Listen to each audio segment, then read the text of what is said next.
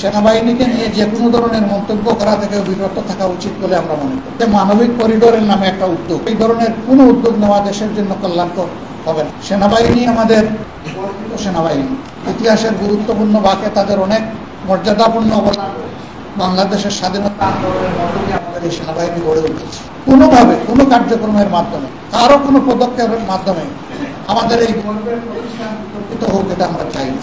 আমরা চাই যে এই প্রতিষ্ঠানের মর্যাদা উৎপন্ন হয়, তারা দেশ এবং জাতির সেবায় তারা নিয়োজিত থাকবে। এতেই দেশের গৌরব, সেনাবাহিনীরও গৌরব।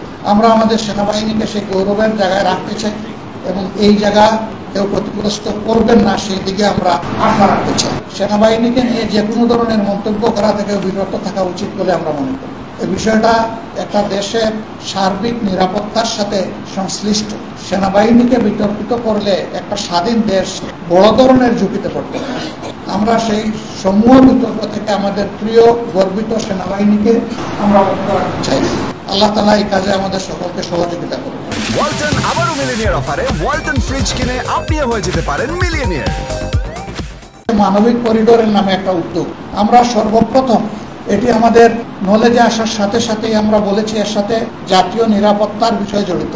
সুতরাং এই বিষয়টি ভেবে চিন্তে আগাতে হবে। হুট করে এটাতে কোনো কিছু করা, এখন দেশে পার্লামেন্ট নাই, একটা অন্তর্বর্তীকালীন সরকার উপদেষ্টা পরিষদের মাধ্যমে পরিচালিত হচ্ছে। উপদেষ্টা পরিষদ মেনে নিলাম যে তারা মন্ত্রী পরিষদের বিকল্প, কিন্তু পার্লামেন্ট তো নাই। সেই পার্লামেন্টটা হতে পারত জনগণের প্রতিনিধিত্বকারী দেশপ্রেমিক সংগঠনগুলো।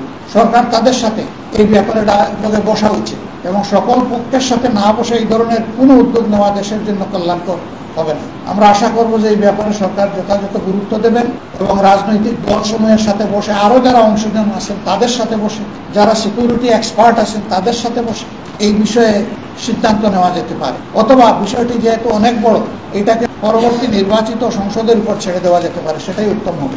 বন্দর ব্যবস্থাপনারও একটা বিষয় সামনে এসেছে, এটা একটা বিশাল বিষয়। আমাদের দেশের লাইফলাইন হলো চট্টগ্রাম বন্দর থেকে সারা দেশ, এটি আমাদের প্রধান সমুদ্র বন্দর। এই বন্দরের উপরে নির্ভর করছে বাংলাদেশের অনেক কিছু। বৈদেশিক বাণিজ্য 70% ঊর্ধ্বে নির্ভরশীল। এরকম একটা বন্দর ব্যবস্থাপনার সিদ্ধান্ত নেওয়া হঠাৎ করে এটা সমীচীন হবে বলে আমরা মনে করি না। এই বিষয়গুলো ভেবে চিনতে আরো অংশীদারের সাথে আলাপ করে কি করা যায় সে বিষয়গুলো সামনে নিয়ে আসা উচিত।